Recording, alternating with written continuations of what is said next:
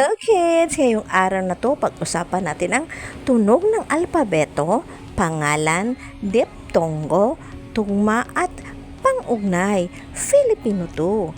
Paano nakatutulong ang tamang tunog, salita at pangungusap upang malinaw nating maipahayag ang ideya. Ngayon, pakinggan niyo ang isang kwento. Ito ang buhay sa bukid. Sa isang maliit na bayan ng Carmen sa Cebu, masayang naninirahan ang magkakapatid na sina Carlos, Felicia,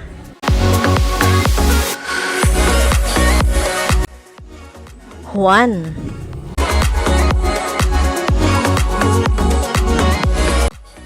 Ninya,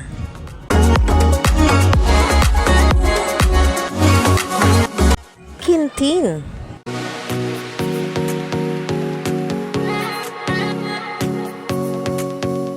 gawa sa kahoy at kawayan ang kanilang bahay na nasa gitna ng malawak na bukirin. Tuwing umaga, tulong-tulong sila sa paghahanda ng almusal. Pinapakain ni Carlos ang manok at baka. Nag-iigib ng tubig si Juan. Nagwawali sa bakuran si Ninya. Bibili naman sa palengke si Felicia. Pag-uwi ni Felicia, inanyaya ng kanyang mga kapatid na mamasyal sa zoo. Pumunta sila sa Cebu Safari at Adventure Park. Nakakita sila ng ibon, tigre, leon at iba pa. Pakinggang mabuti ang mga tunog ng mga letra na naka-highlight base sa mga pangalan sa kwento. Una, Carlos. Si Carlos. Pangalawa, Felicia. Felicia. Pangatlo, Juan. Juan. Pang-apat, Ninya. Ninya. Mga bata, pakinggan nating mabuti ang mahalagang ideya. Ito ang pangalan ay salita na tumutukoy sa ngalan ng tao, hayop, bagay, lugar at pangyayari. May dalawa tayong uri ng pangalan. Yun ang una, pantangi, tiyak ang pangalan. Pangalawa, pambalana, karaniwang ngalan lamang.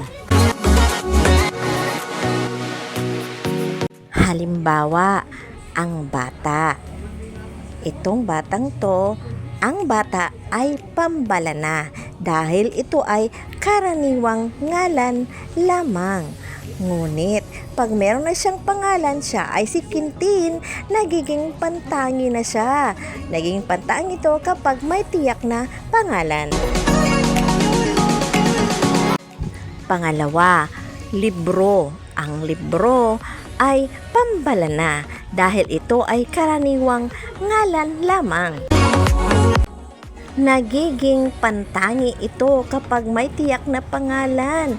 Ang libro ay nagiging ang bagong Filipino. Yun ang kanyang pangalan.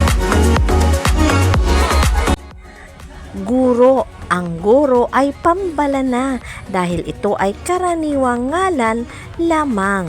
Ngunit, pag may pangalan na ito, nagiging pantangi ito kapag may tiyak na pangalan tulad nito, Teacher Chris. Ang pangalang aso ay pambalana dahil ito ay karaniwang ngalan lamang. Kapag siya ay may pangalan na, nagiging pantangi na siya. Siya ay si Brownie. Ang cellphone ay pambalana dahil ito ay karaniwang ngalan lamang.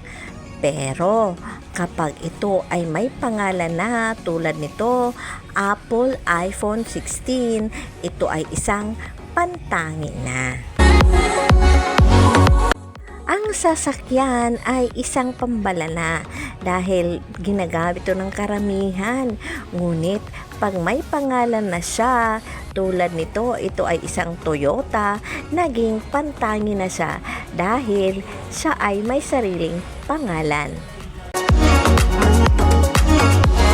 Hanggang dito lang muna tayo, kids. Ito si Teacher Chris. Thank you. Bye-bye.